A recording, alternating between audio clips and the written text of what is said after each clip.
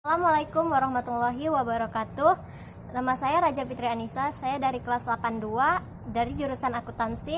Saya ingin mempresentasikan salah satu dari materi manajemen strategi yang judulnya strategi level fungsional. Nah, namun belum ke situ, ada baiknya saya menjelaskan apa itu strategi level fungsional. Strategi level fungsional ini adalah pendekatan yang diambil setiap fungsional, misalnya di bagian SDM-nya, operasinya, pemasaran, keuangan, dan lain-lain.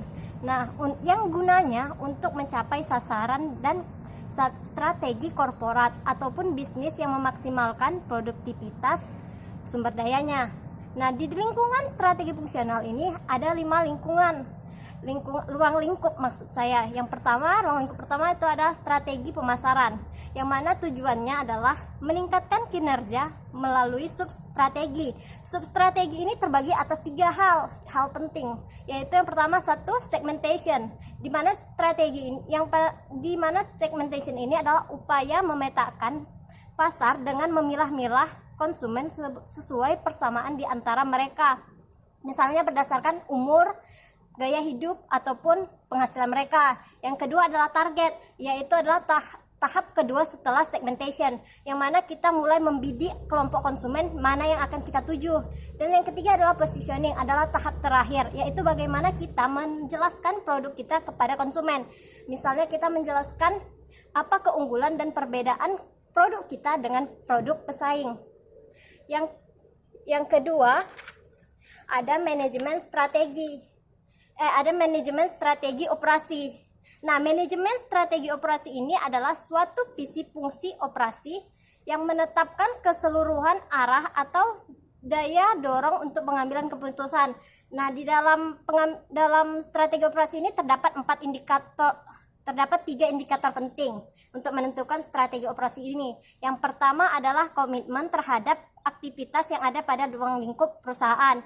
Yang kedua adalah keadaan perusahaan yang saat ini dan masih direncanakan. Yang ketiga adalah proses transformasi. Di strategi operasi juga terdapat model strateginya, yang mana terdapat 4 elemen pentingnya, yaitu misi operasi, kemampuan khusus operasi, tujuan operasi, dan kebijakan operasi.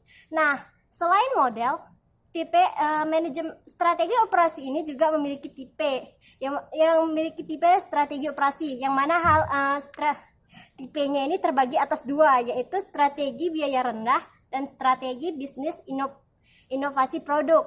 Nah, dalam membuat keputusan ada 10 hal yang harus diperhatikan, yaitu mutunya, desain barang dan jasanya, desain proses dan kapasitasnya, seleksi lokasi, desain tata letak, manusia dan sistem kerja, manajemen dan rambu pasukan. Yang ke-8 adalah persediaan, yang ke-9 adalah penjadwalan, dan 10 adalah pemeliharaan. Yang ketiga, ruang lingkup yang ketiga adalah strategi sumber daya manusia, yang mana ini yang dimaksud dengan strategi sumber daya manusia adalah melakukan dan merumuskan kebijakan sumber daya manusia dan praktek berdasarkan kemampuan karyawan dan perilaku yang diperlukan perusahaan untuk mencapai tujuan strateginya. Ruang lingkup strategi yang keempat adalah strategi teknologi informasi, yang mana strategi ini berfokus pada penetapan visi tentang bagaimana teknologi dapat mendukung dalam memenuhi kebutuhan informasi dan sistem dari sebuah informasi.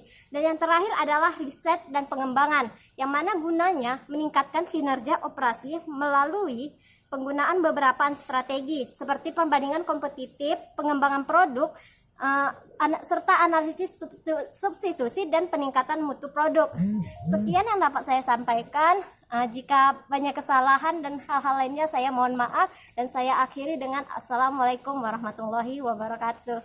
Sampai jumpa.